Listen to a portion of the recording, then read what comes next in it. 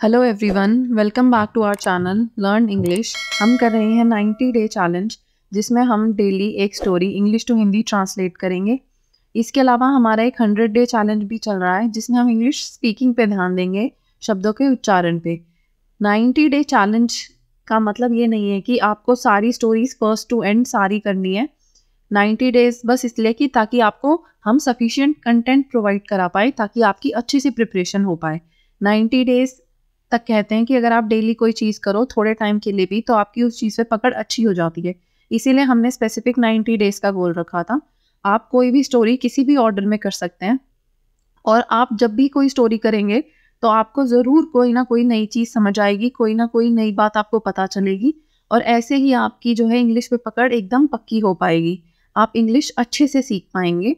अगर आप स्पीकिंग पे ध्यान देना चाहते हैं तो आप दूसरी सीरीज़ पे ध्यान दीजिए, और इसके साथ साथ आप ये सीरीज़ भी करते रहिए। उसमें हम देख रहे हैं कि वर्ड्स कैसे हमें बोलने हैं, प्रोनाउंसिएशन कैसे करना है, और इसमें हम ध्यान देंगे कि कैसे इंग्लिश समझनी है। आपको अगर कोई भी टेक्स्ट दिया जाए तो आप कैसे उसका मीनिंग निकालने की कोशिश करेंगे, अगर आपको ना भी पता हो तो। ठीक है, अगर सारे वर्ड्स का मीनिंग हमें पता नहीं होता है, कई बार हमें तुक्का भी मारना पड़ सकता है, तो वो भी हम देखेंगे कि हम कैसे कर सकते हैं, ताकि आपको थोड़ा आगे पीछे वाले सेंटेंसेस से पता चल जाए कि क्या बात हो रही है यहाँ पे। आज है हमारा डे 30 इस चैलेंज का, और हमारी आज की स्टोरी है माई फादर। माई फादर होता है मेरे पिता। माई फादर हो गया मेरे पिता, तो ये स्टोरी है अपने पिता पे।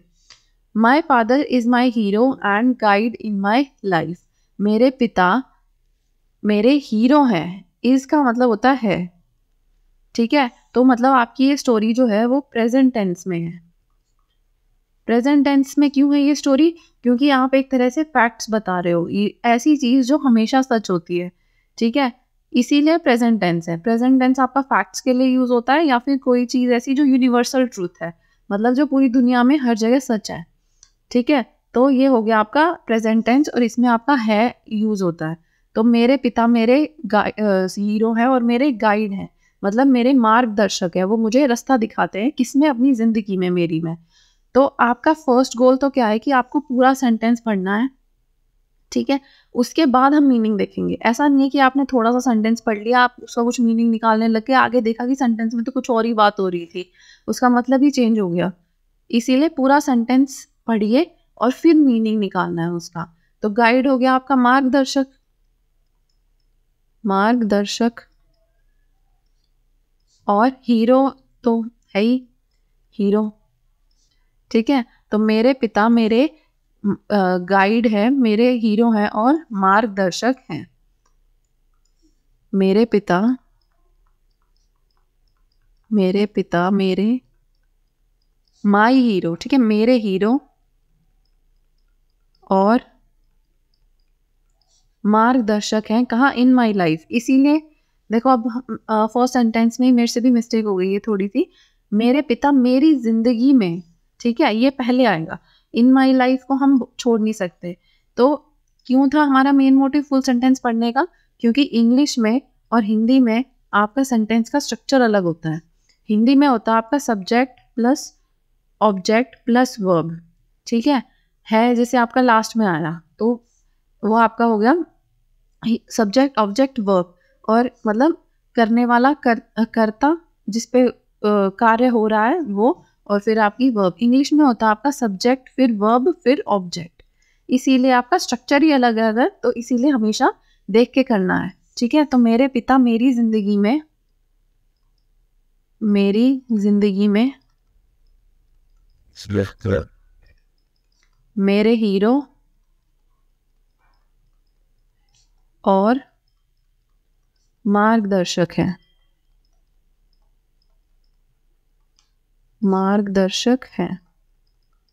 ठीक है। या आप बोल सकते हो मेरे पिता मेरे हीरो हैं और मेरी जिंदगी में मेरे मार्गदर्शक हैं। He is the person I look up to whenever I find myself in trouble. Trouble होता है मुसीबत, ठीक है, जब भी मुझे कोई दिक्कत होती है। फाइंड हो गया ढूंढना, तो ट्रबल वो खुद ढूंढ नहीं रहा है, मतलब जब वो उसे लगता है कि वो किसी मुसीबत में है। आई फाइंड माई सेल्फ, मतलब मैं अपने आप को किसी मुसीबत में पाता हूँ, ठीक है। He is the person I look up to. Look up to का मतलब होता है कि आप प्रेरणा के लिए किसी को देख रहे हैं, ठीक है, या आप देख रहे हैं कि आप उसके रास्ते पे उसके नक्शे कदम पे चलना चाह रहे हैं किसी के, तो he is the person I look up to, मतलब मैं उनको प्रेरणा का रूप मानता हूँ, मतलब मैं उनसे प्रेरणा लेता हूँ। कब? वेन एवर, मतलब जब भी, जब भी मैं अपने आप को किसी मुसीबत में पाता हूँ। आई फाइंड माई सेल्फ, मतलब अपने आप को किसी मुसीबत में पाता हूँ, इन ट्रबल, मुसीबत में। तो he is the person I look up to, वह वो आदमी है, वह आदमी है जिसकी तरफ या जिससे मैं मुसीबत के समय प्रेरणा लेता हूँ। वह वो आदमी है जिनसे या जिनसे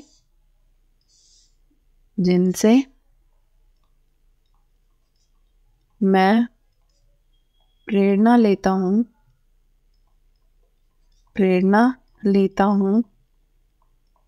जब भी मैं खुद को, माई सेल्फ, खुद को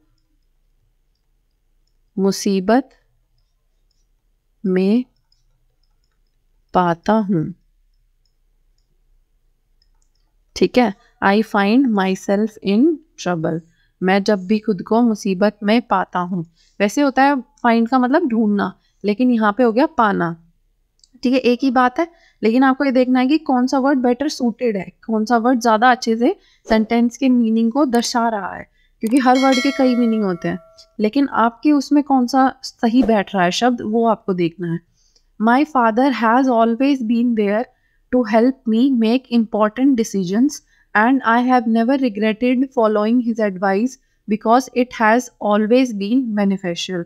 पहले हम देखते हैं important वर्ड्स का मीनिंग, उसके बाद हम देखेंगे पूरे सेंटेंस का क्या मीनिंग होगा। तो एक चीज़ तो आप समझ गए हो अब भी कि जो आपका स्टोरी है वो पॉजिटिव उसमें चल रही है, ठीक है, अच्छी बातें हो रही हैं अपने फादर के बारे में। तो आपकी आगे भी जो बातें होंगी मोस्टली सारी पॉजिटिव होंगी। अगर आपको किसी वर्ड का मीनिंग नहीं समझ आ रहा है तो आप खुद से थोड़ा ये गेस कर सकते हैं कि पॉजिटिव कोई बात होनी चाहिए, ठीक है। तो my father has always been there to help me make important decision. Important हो गया आपका महत्वपूर्ण, ठीक है, महत्वपूर्ण डिसीजन, महत्वपूर्ण निर्णय। हैज़ ऑलवेज बीन देयर मतलब वो हमेशा खड़े थे मेरे साथ, या वो हमेशा वहाँ थे जब मुझे उनकी ज़रूरत थी। लुक अप टू हो गया प्रेरणा लेना, हैज़ ऑलवेज बीन देयर हो गया मतलब ज़रूरत के समय पर मौजूद होना, ठीक है, ज़रूरत के समय मौजूद होना, मतलब जब भी आपको किसी की ज़रूरत हो तो वो वहाँ है। तो जैसे आपका कोई फ्रेंड है जो हमेशा आपकी हेल्प करता है, तो he has always been there for me, मतलब वह हमेशा मेरी मदद के लिए खड़ा था, तो ज़रूरत के समय मौजूद था। तो my father has always been there मतलब मेरे पिता भी हमेशा ज़रूरत के समय पर मेरे साथ खड़े थे। टू हेल्प मी मेरी मदद करने के लिए, किस चीज़ में? मेक इम्पॉर्टेंट डिसीजंस मतलब महत्वपूर्ण निर्णय लेने में। वैसे मेक का मतलब क्या होता है? बनाना कोई चीज़, ठीक है। वैसे मेक का मतलब होता है बनाना, कि जैसे आई मेड अ डिश मतलब मैंने एक डिश बनाई। मेक की सेकंड फॉर्म हो गई मेड, मतलब मैंने एक डिश बनाई। या आई मेक फ्लावर्स मतलब I make flowers from paper मतलब मैं पेपर से फूल बनाती हूँ, ठीक है। तो my father has always been there to help me make important decisions. मेरे पिता हमेशा ज़रूरत के समय मौजूद थे, इसलिए मेरे को मतलब ताकि मैं महत्वपूर्ण निर्णय लेने में मेरी मदद कर सके, या मेरे पिता महत्वपूर्ण निर्णय लेने में मेरी मदद करने के लिए हमेशा मौजूद थे। ऐसे बेटर है ये सेंटेंस का मीनिंग। वही इंग्लिश हिंदी का फ़र्क है ये बेसिक। मेरे पिता महत्वपूर्ण निर्णय लेने में मेरी मदद, हेल्प मी, मेरी मदद करने के लिए, मेरी मदद करने के लिए हमेशा, सॉरी, हमेशा मौजूद रहते हैं। ठीक है, मतलब वो हमेशा मेरे डिसीजंस में हेल्प करने के लिए मौजूद रहते हैं। एंड और, एंड हो गया आपका कंजक्शन होता है एंड, इसका मतलब हो गया और, ये आपके दो सेंटेंसेस को जोड़ रहा है। ठीक है, इसलिए यहाँ पूर्ण विराम नहीं आएगा। ठीक है, and I have never regretted, never होता है कभी भी नहीं करना कोई चीज़। ठीक है, रिग्रेट होता है कि पछतावा। ठीक है, हैव के साथ आपका, हैज़ हैव के साथ वर्ब की थर्ड फॉर्म आती है। ठीक है, तो रिग्रेट, रिग्रेटेड, रिग्रेटेड। ठीक है, रिग्रेट हो गया पछतावा, तो मुझे कभी भी पछतावा नहीं हुआ किस चीज़ का, फॉलोइंग हिज एडवाइस, उनकी सलाह मानने का, सलाह मानने का, फॉलो करने का। फॉलो होता है वैसे किसी का पीछा करना। ठीक है, फॉलोइंग एडवाइस हो गया सलाह मानना। बिकॉज, क्योंकि, क्यों नहीं हुआ पछतावा मुझे, क्योंकि it has always been beneficial, मतलब वह हमेशा मेरे लिए बहुत ही ज़्यादा उपयोगी रही है, बेनिफिशियल रही है, मतलब मेरी मदद करी है उनके डिसीजन, मतलब उनकी एडवाइस ने। ठीक है, तो मेरे पिता महत्वपूर्ण निर्णय लेने में हमेशा मेरी मदद करने के लिए मौजूद रहते हैं। और मैंने या मुझे, और मुझे कभी उनकी मदद लेकर या उनकी मदद का पछतावा नहीं हुआ, या उनकी सलाह मानकर पछतावा नहीं हुआ, क्योंकि एडवाइस है ना, तो फिर हम लिख देते हैं उनकी सलाह मानकर, मुझे कभी उनकी सलाह मानकर पछतावा नहीं हुआ। क्यों? क्योंकि उनकी सलाह मेरे लिए ऑलवेज हो गया आपका हमेशा लाभकारी रही है। बेनिफिशियल हो गया जिससे आपको लाभ हो, लाभकारी रही है। ठीक है, he is a hard working and enthusiastic person. Hard working होता है जो मेहनत करे बहुत। ठीक है, मेहनती। और एंथुजियास्टिक होता है उत्सुक। ठीक है, एंथुजियाज्म होता है उत्सुकता। एंथुजियास्टिक पर्सन हो गया आपका उत्सुक आदमी या मनुष्य। ठीक है, तो वह एक, इज होता है आपका है। ठीक है, फिर से वही फैक्ट है कि वो है ही ऐसे, तो वे बहुत एक, या वह एक, वे एक मेहनती और उत्सुक आदमी है। ठीक है, इंग्लिश और हिंदी में क्या होता है फ़र्क, जैसे हमारे यहाँ जो है बड़े लोगों को रिस्पेक्ट में बोलते हैं, तो हम बोलते हैं, जैसे यहाँ पे भी वह नहीं वे बोला जाता। ठीक है, तो वे बोला हमने, जबकि वे होता आपका दे की हिंदी। ठीक है, आप बोलोगे अगर दे तो उसकी जगह आप बोलोगे वे, ही होता है वह। लेकिन क्योंकि आप अपने फादर की बात कर रहे हैं, ठीक है, तो रिस्पेक्टेड फिगर हो गई, आप अपने से बड़े किसी की बात कर रहे हैं, रिस्पेक्ट से बात कर रहे हैं, तो हम प्लूरल यूज़ कर रहे हैं, जबकि ये है सिंगुलर। तो हिंदी और इंग्लिश में ये भी फ़र्क हो गया एक। आपको ये देखना है कि आप किस आदमी की बात कर रहे हैं। हमारे यहाँ पे इंडिया में मोस्टली ऐसे ही होता है कि हम अगर किसी बड़े आदमी से बात करें तो हम रिस्पेक्ट से बात करेंगे, तो वे एक मेहनती मनुष्य आदमी हैं। ठीक है, अगर कोई आपके फ्रेंड होता है तो आप बोलते हैं वह एक मेहनती आदमी है। तो आपको देखना है कि किस चीज़ की बात हो रही है, किस सेंस में बात हो रही है। माई फादर लव्स, ठीक है, लव्स हो गया लव प्लस एस। ठीक है, क्यों? क्योंकि आपका ये प्रेजेंट टेंस चल रहा है, प्रेजेंट में आपका सिंगुलर वर्ब यूज, सिंगुलर उसके साथ एस लगता है, ठीक है। तो माई फादर लव्स, ये आपका है प्रेजेंट इंडेफिनिट। हैव हो गया प्रेजेंट परफेक्ट, ठीक है। तो प्रेजेंट इंडेफिनिट टेंस है आपका ही लव्स वॉचिंग मूवीज, मतलब उन्हें मूवी देखना पसंद है। एंड व्हेनेवर, और जब भी ही हैज़ फ्री टाइम, उनके पास खाली समय होता है। He enjoys watching old movies, मतलब वह पुरानी मूवीज देखना पसंद करते हैं। इंजॉय करना होता है पसंद करना, इंजॉय होता है कोई चीज़ आपको पसंद है। तो my father loves watching movies, उन्हें बहुत पसंद है पुरानी मूवीज देखना, ठीक है। मेरे पिता को फिल्में देखना पसंद है और जब भी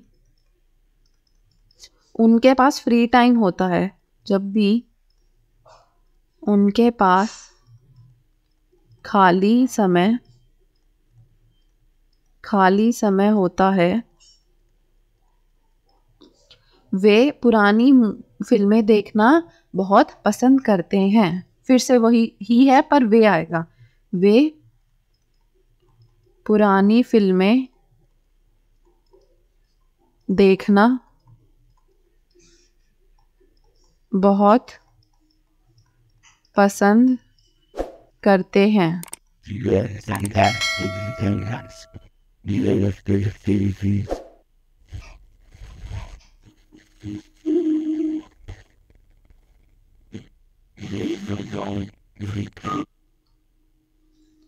Sometimes we playfully argue about who gets to control the television. Playfully होता है हंसी मजाक में, हंसी मजाक में या खेल कूद में, ठीक है। आप खेल कूद भी बोल सकते हो, खेल कूद में, या आप बोल सकते हो हंसी मजाक में।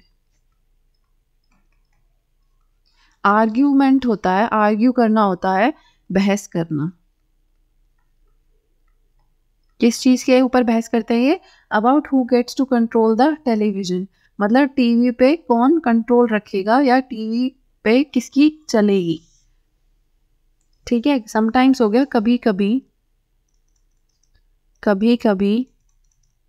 हम, भी हो गया हम, हंसी मजाक में यह बहस करते हैं कि टीवी पर किसकी चलेगी। हम हंसी मजाक में यह बहस करते हैं कि टीवी पर किसकी चलेगी, मतलब कौन अपनी पसंद की चीज़ देख पाएगा। बट लेकिन डीप डाउन, मतलब अंतर्मन से या अपने अंदर से, we love teasing each other, मतलब हमें एक दूसरे के साथ छेड़छाड़ करना, ठीक है। हमें एक दूसरे के साथ छेड़छाड़ करना बहुत पसंद है और एक दूसरे के साथ खेलना पसंद है। प्लेइंग टुगेदर मतलब एक दूसरे के साथ खेलना पसंद है। बट डीप डाउन, लेकिन असलियत में, ठीक है, असलियत में या सही में, अपने अंदर मन से, we love teasing each other, हमें एक दूसरे के साथ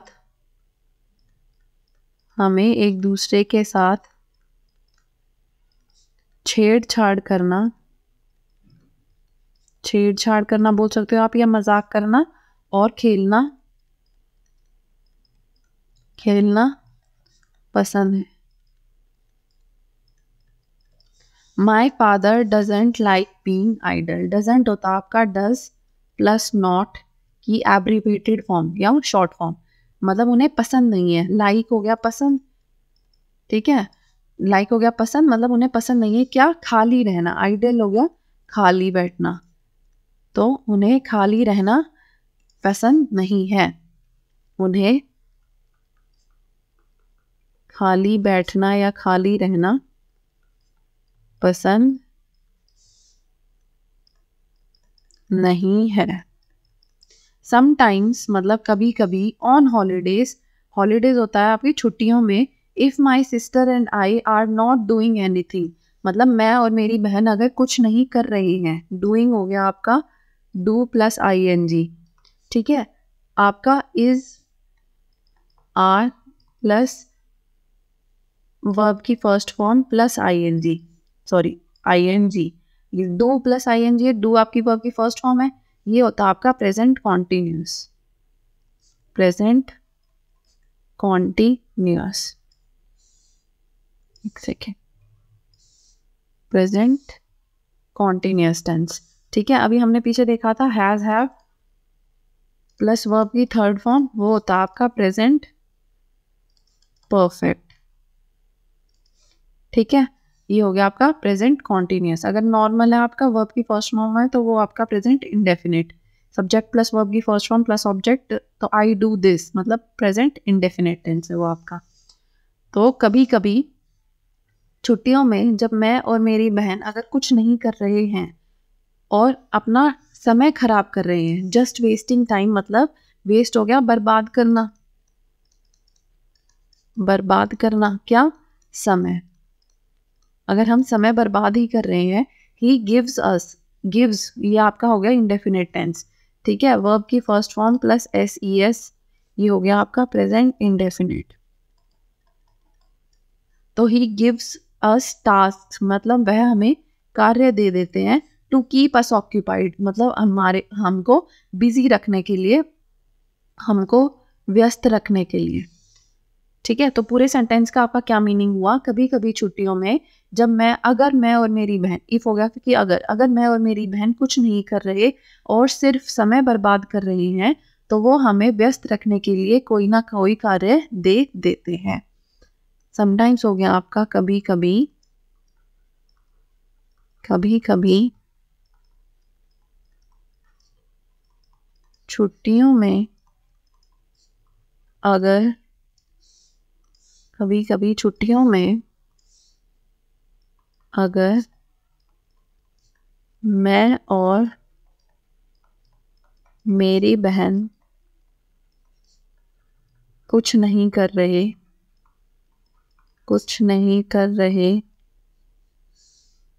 एक सेकेंड, डूइंग एनीथिंग, एनीथिंग होगा कुछ भी, ठीक है। आर नॉट डूइंग मतलब कुछ भी नहीं कर रहे,